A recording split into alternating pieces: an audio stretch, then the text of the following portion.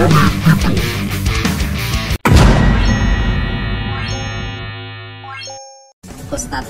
yakni Al Ustadz Wafi atau Gus Wafi.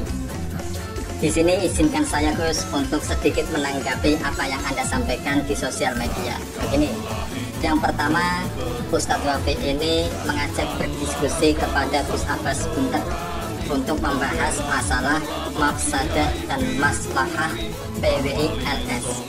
Kemudian mengangkat dua persoalan untuk dijadikan sebagai pertimbangannya, yakni pembubaran pengajian dan juga pembongkaran makam. Nah, izinkan Al-Fakir ini Gus sedikit menanggapi video Anda, dikarenakan video Anda mungkin banyak sekali menimbulkan sebuah asumsi yang berbeda-beda. Kesimpulan yang didapatkan oleh masyarakat tentunya berbeda-beda, karena ada sebuah narasi yang ingin Anda sampaikan di dalamnya. Begini Gus, yang pertama, jikalau kita ingin mengundang sosok tokoh yang umurnya itu di atas kita, walaupun barangkali Anda memiliki sebuah keyakinan bahwa ilmu Anda lebih tinggi, nggak apa-apa. Yang penting jikalau kita ingin mengajak, meminta kepada seorang tokoh yang usianya di atas kita, hendaknya jangan lewat sosial media. Kurang etis, satu itu Gus, kurang sreg lah. Kedua, ketika kok Anda ingin mengajak diskusi Gus Abbas kemudian membawakan tema tadi dengan pertimbangan tadi, ini nggak nyambung. SOP-nya nggak sesuai SOP Gus ya. Karena apa? Karena kalau Anda ingin mengangkat sebuah tema maslahah dan mafsadah PWI, ini pertimbangannya kok pembongkaran makam dan pembubaran pengajian, harusnya Anda ngajak diskusinya kepada para kiai dan para asatidz yang berada di lokasi, yang lebih tahu kronologinya dan juga pertimbangan serta alasannya. Begitu Gus. Seolah-olah Anda ingin mengatakan bahwa apa yang bapak-bapak PWI ini lakukan itu semuanya atas komando dari Gus Abbas. Nah, kan seperti itu. Nah, kalau memang begitu yang Anda yakini, buktikan dong. Ya, buktikan Gus. Nah, kemudian saya ingin menanggapi Gus, masalah pembubaran pengajian dan juga pembongkaran makam. Kalau untuk pembubaran pengajiannya itu kan masalah furu'iyah, masalah furu'nya itu ada asalnya. Nah, asalnya ini diselesaikan dulu Gus. Asalnya jangan furu'nya, jangan langsung loncat ke furu'iyahnya. Anda meloncat satu tangga kalau begitu caranya. Aslinya dulu ini kita selesaikan. Nah, saya mengajak kepada Anda Gus, yuk kita selesaikan yang asalnya ini. Setelah itu baru kita boleh memasukkan furu'iyahnya dan juga pembongkaran, kemudian pembongkaran makam. Ini kan juga karena Anda pemain, harusnya Anda juga paham. Tidak akan ada asap kalau tidak ada api. Begitu Gus. Oke, sekian yang dapat Al-Fakir ini sampaikan Gus. Mohon maaf yang sebesar-besarnya apabila ada kesalahan kata. Namun yuk Gus, jikalau kok memang apa yang Anda katakan di video itu memang tujuannya adalah untuk ukhuwah Islamiyah, Anda mengatakan seperti itu, yuk asalnya dikelarkan dulu yuk. Insya Allah saya bantu. Saya siap untuk sowan ke Kiai Iman, kemudian juga sowan kepada orang-orang yang pro dengan Kiai Iman.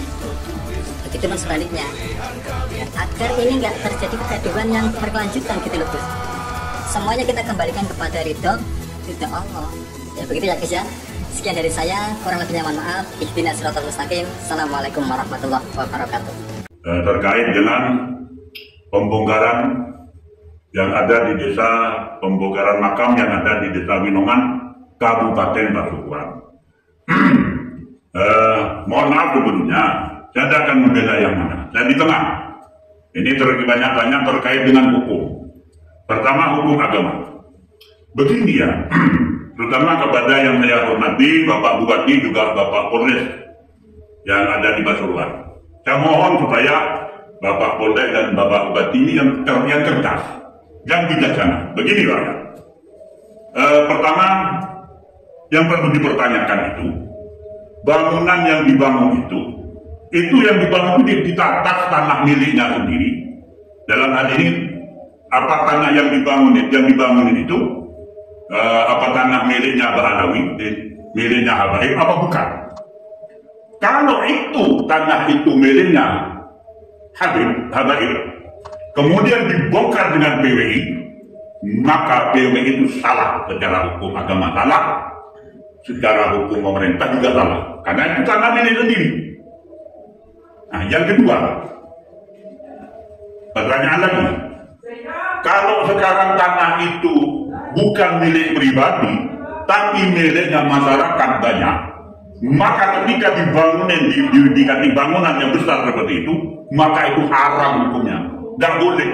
Jangankan itu, ya bangun kecil aja, jadi ada masjid makom, kemudian dibangun di-res, kalau katanya di-res, itu aja tidak boleh, karena akan mempersempit tanah untuk makam itu, untuk kuburan itu, yang mestinya nanti memuat 1000 mayit, itu bisa hanya 500 mayit, kan begitu. Padahal itu untuk masyarakat umum, jadi tidak boleh. Ya kalau mau bangun, mau pemahaman ngecong, yang kata tanah bibit, jangan tanah umum cong, tak boleh. Nanggu yang mustarsidin, kita bukan ada bibit tak boleh, haram. Apa nanti di kitab-kitab yang lain, tak boleh bangunan di Mekah, di luar Mekah seperti itu, haram, itu tidak boleh. Ya, di tanahnya sendiri saja itu makruh.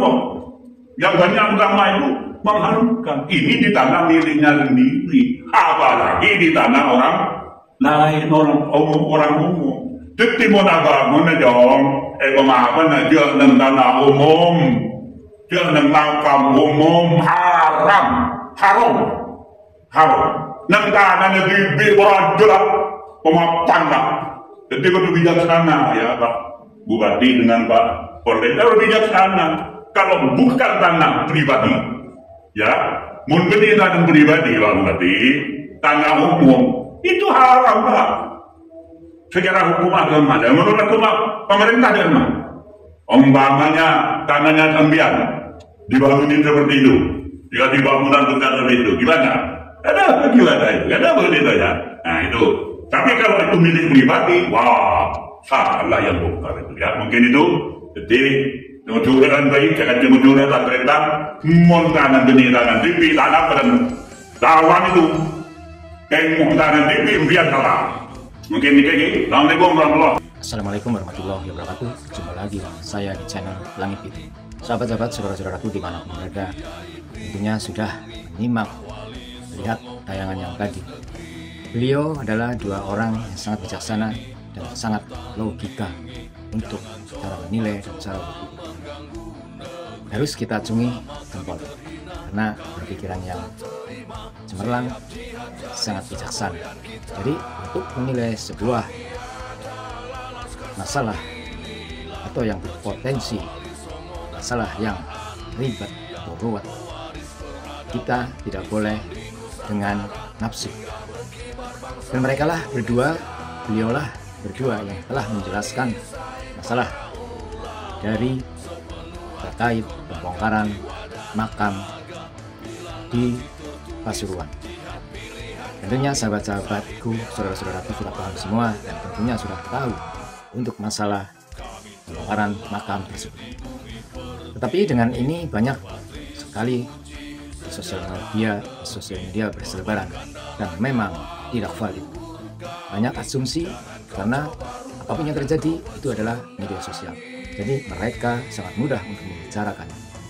Dan ini saya menghimbau supaya hati-hati untuk menilai ataupun berbicara seenak mulutnya sendiri. Dengan mendengar, dengan melihat tayangan yang tadi tentunya kita paham. Dan itu adalah kebijaksanaan dalam berpikir. Demikian sekilas yang saya bisa ungkapkan, sekilas saya memberikan masukan dari tayangan ini, semoga bermanfaat. Karena apapun yang terjadi, kebijaksanaanlah yang akan lebih mulia. NKRI harga mati.